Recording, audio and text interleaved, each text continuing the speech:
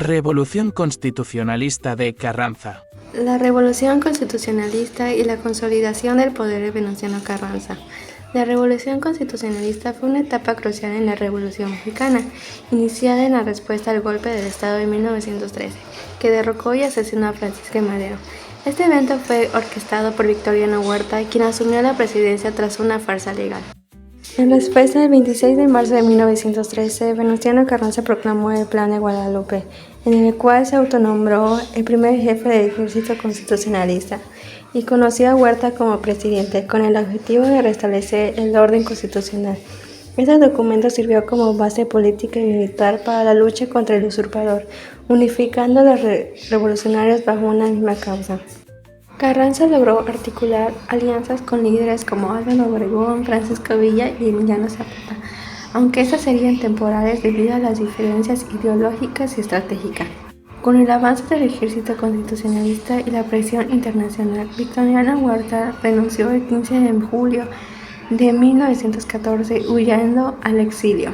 El fin del régimen huertista se formalizó el 13 de agosto de 1914 con la firma del Tratado de Teoloyucan, en el que el ejército federal aceptó su rendición total ante el ejército constitucionalista. Este acuerdo permitió a las tropas carrancistas entrar pacíficamente a la Ciudad de México y desmantelar las fuerzas del antiguo régimen sin resistencia, consolidando a Carranza como la principal figura del movimiento revolucionario. Raptura revolucionaria y guerra civil, 1914 a 1915.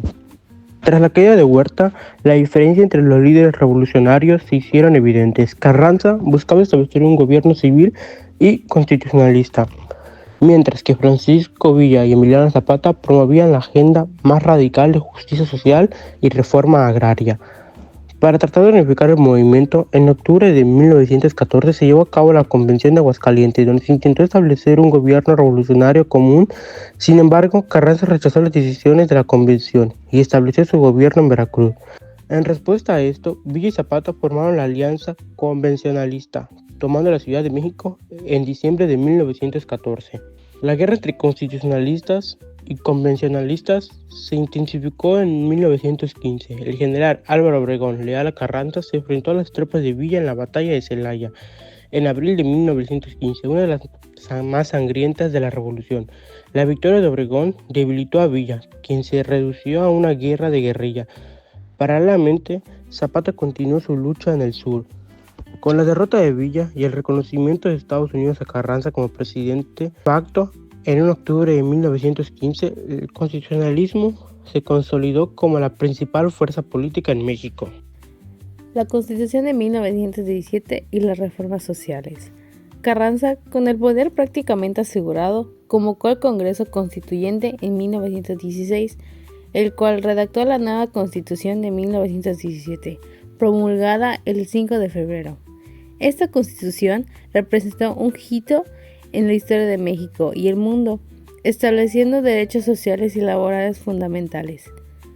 Como lo son derechos laborales, se estableció la jornada laboral de 8 horas, el salario mínimo, el derecho a la huelga y la protección de los trabajadores. Reforma agraria. Se promovió la redistribución de tierras mediante la expropiación de latifundios y la creación de ejidos, beneficiando a los campesinos y comunidades indígenas. Educación gratuita y laica.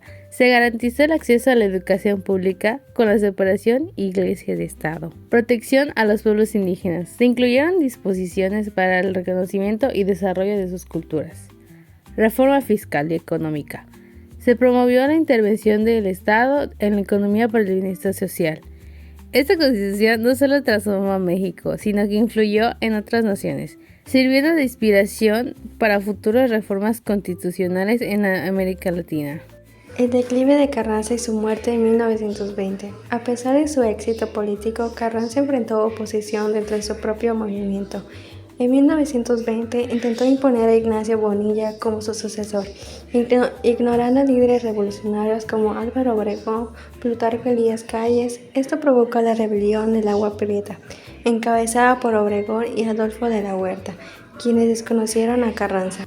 Carranza intentó ir a Veracruz, pero el 21 de mayo de 1920 fue asesinado en una emboscada de Tlaxcala, Puebla. liderada por Rodolfo Herrero. Su muerte marcó el fin del constitucionalismo carrancista y el inicio de una etapa política en México. Tras su asesinato, Adolfo de la Huerta asumió el poder de la manera interna y en diciembre de 1920 Álvaro Obregón tomó la presidencia consolidando el control del grupo sonoreste del país.